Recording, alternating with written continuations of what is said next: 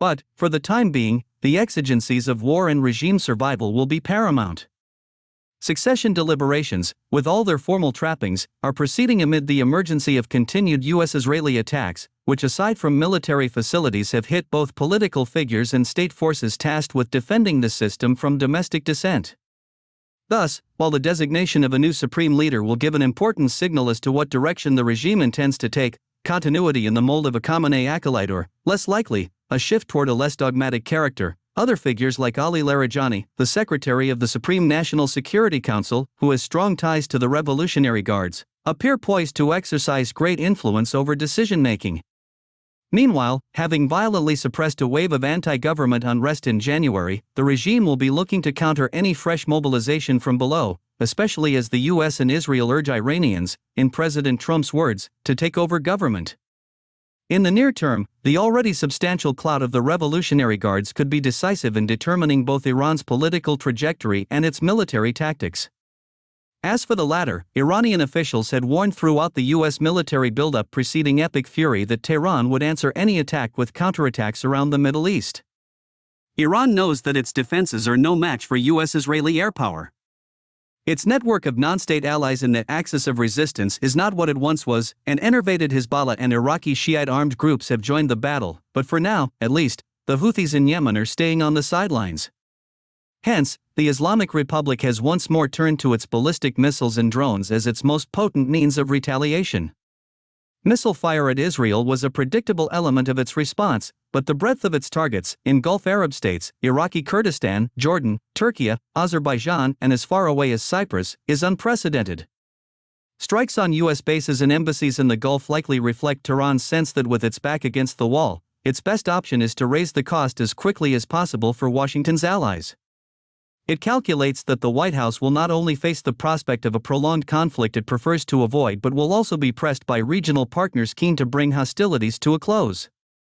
Yet this gambit could backfire dramatically, not just burning diplomatic bridges but also prompting Gulf states to shed their reticence about open cooperation with U.S. forces.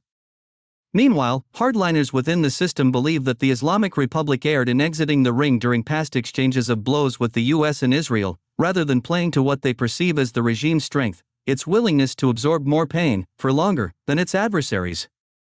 But here, too, a reality check could take the form of dwindling offensive power and deepening internal turmoil. The early days of this conflict have already brought about a major development Iran's leadership foresaw, Khamenei's death, and a major challenge it has always sought to avoid, war with the US, Israel, and maybe other US allies in the region, coupled with the possibility of simultaneous confrontation with its domestic opposition. As was the case in June 2025, when it last faced Israeli and US bombardment, the Islamic Republic's strategy is premised on the notion that survival is victory. This time round, that proposition will be tested in extreme fashion. Israel. On March 1, a day into the joint Israeli-US attack on Iran, Prime Minister Benjamin Netanyahu said, "This combination of forces allows us to do what I have hoped to accomplish for 40 years, strike the terrorist regime right in the face." Opinion polls and statements by opposition politicians show that most Israelis agree with him about the moment's historical significance. Iran has long been a thorn in Israel's side, having pledged itself to the annihilation of the Jewish state and sponsored a network of regional proxies that have staged deadly attacks. Now, with those proxies on the back foot, Israeli leaders view Iran's nuclear program and accelerating development of ballistic missiles as perhaps the last remaining serious strategic threat to the Israeli project. Nor did clarity on the rationale emerge after the war began. Jaws dropped worldwide when Secretary of State Marco Rubio offered yet another justification for U.S. action, that Israel was set on attacking Iran, and the U.S. knew Iran would respond with fire at U.S. bases, meaning that Washington had to strike first. But this effort at advancing a self-defense logic, which the White House might have hoped would explain its failure to seek authorization from Congress for Epic Fury, was so transparently circular that administration officials have struggled to stick with it. Still, despite confusion about U.S.-Israeli motives, and the seeming lack of an international law justification for starting the war, Washington has faced little meaningful pushback from its European allies, who continue to walk on eggshells for fear that the U.S. will cut off remaining support for Ukraine and pull back from its security commitments to the continent. While some, notably Norway, Sweden and Spain, have questioned the international legal basis for bombarding Iran, many leaders, including Kaja Kallas, the European Union's chief representative for foreign policy, have directed their primary admonitions at Tehran for its indiscriminate attacks on Gulf Arab countries. This criticism is more than fair, as Iran has trained its sights on both military and civilian targets, but to focus on the reaction to the exclusion of the original transgression that plunged the Middle East into mayhem rather misses the point. Some also argue that acquiescence in the US-Israeli campaign against Iran undermines Europe's stance against Russia's war of aggression in Ukraine. As the first week of this new war in the Middle East draws to a close, and the world wonders anxiously how much longer it will go on, the fundamental question is what winning means for the United States. The early conversations defaulted to mathematics and guesswork: who will run out of interceptors or launchers first, for instance, or whether a catastrophic hit would shake the Trump administration's commitment to the fighting. These are important questions, but they do not elucidate a theory of victory. Without one, the conflict could too easily settle into a grinding cycle of degradation, endurance, and reconstitution. Breaking it would likely require one of a handful of outcomes: destroying Iran's capabilities and deterring its rulers from reconstituting them, negotiating a deal that all parties adhere to, or ushering in a new regime in Tehran that takes fundamentally different course. It is not clear which of these endgames Washington is pursuing. On the morning of March 6, Trump indicated a preference for the third, posting on social media that there will be no deal with Iran except unconditional surrender. After that, and the selection of a great and acceptable leaders, we will work tirelessly to bring Iran back from the brink of destruction. The stage thus seems set for a protracted showdown.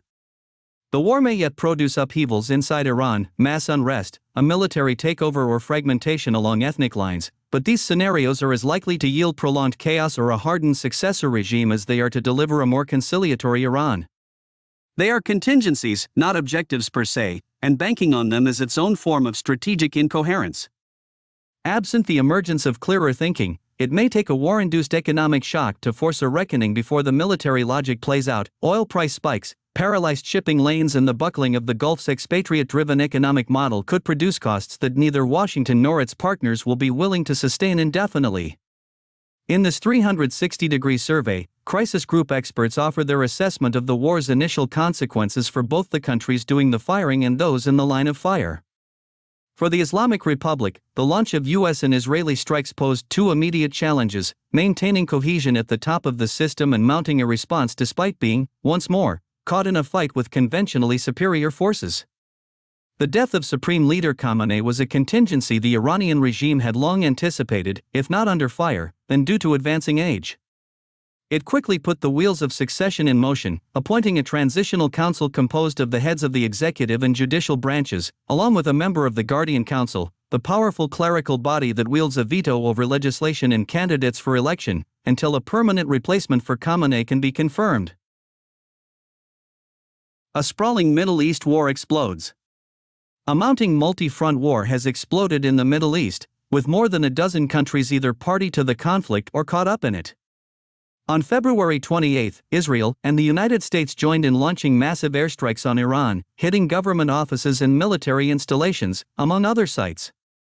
The campaign's immediate aim was to decapitate the Islamic Republic's leadership, and it quickly achieved this goal.